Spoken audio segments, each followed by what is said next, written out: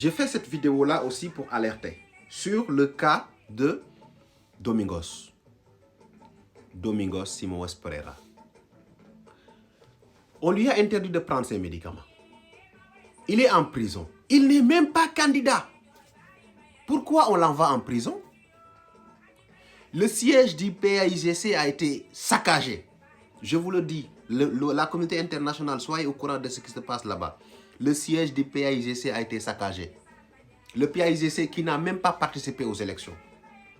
Aujourd'hui, M. Pereira refuse de manger. Il a raison. Il ne faut pas manger leur nourriture. Il ne faut pas manger leur nourriture. Et ils ne leur donnent pas ces médicaments. Sachez qu'ils ont un otage. M. Pereira est un otage. Le leader du PAIGC est un otage entre les mains du camp de Embalo. Ils l'ont privé de prendre ses médicaments. Il a refusé de manger. Il a raison. Il a raison. Il n'est pas candidat. Il n'est pas élu. Il a été allé voter comme un simple citoyen, soutenir qui il veut. En quoi il devait être en prison? Et j'alerte sur cette situation-là avant que ça ne soit trop tard. Avant que les présidents viennent nous foutre des communiqués de toutes mes condoléances, ou bien ils nous disent qu'il s'est suicidé.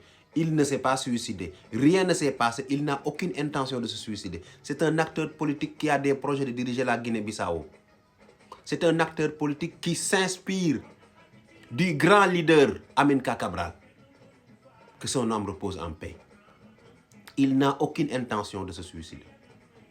Ils l'ont privé de ses médicaments. Parce qu'aujourd'hui ou demain, ils peuvent l'assassiner et dire qu'il s'est suicidé. Non, il ne sait pas. Il n'a aucun projet de suicide. Le seul projet qu'il a, c'est se battre politiquement jusqu'à accéder à la magistrature suprême, changer le destin, changer positivement le destin de la Guinée-Bissau. Que ça soit clair.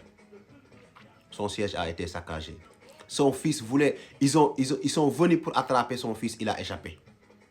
Son fils allait être en prison. Que ça soit très clair. Il y a un acharnement sur lui. Son parti n'a pas participé aux élections. Il a soutenu Fernando Diaz qui a subi un coup d'État. Fernando Diaz qui a eu la confiance de toutes les régions de la Guinée-Bissau. Aujourd'hui, on l'envoie en prison sans motif. J'alerte la communauté internationale. Monsieur Domingos Simoes Pereira n'a aucune intention de se suicider. Il se porte bien. Maintenant, on lui a privé de sa liberté, injustement. Je ne veux pas qu'aujourd'hui ou demain il l'assassine, il nous vienne nous dire qu'il s'est suicidé en prison. Il n'a aucun projet de suicide. Il est très heureux et il a envie de vivre aux côtés de ses enfants jusqu'à avoir 100 ans, 110 ans, 150 ans. Dieu seul sait. Il n'a pas de projet de suicide. Et c'est un grand... Il est mentalement puissant. Personne ne peut l'ébranler ni le faire peur. La seule chose qu'ils peuvent le faire, c'est l'emprisonner.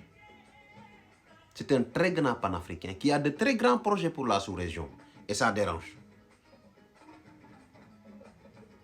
Il a l'amour de sa famille. Profondément attaché à sa famille. Donc, je fais cette vidéo-là pour alerter sur sa situation. Il est en prison. On l'a privé de ses médicaments. Que ça soit très, très clair.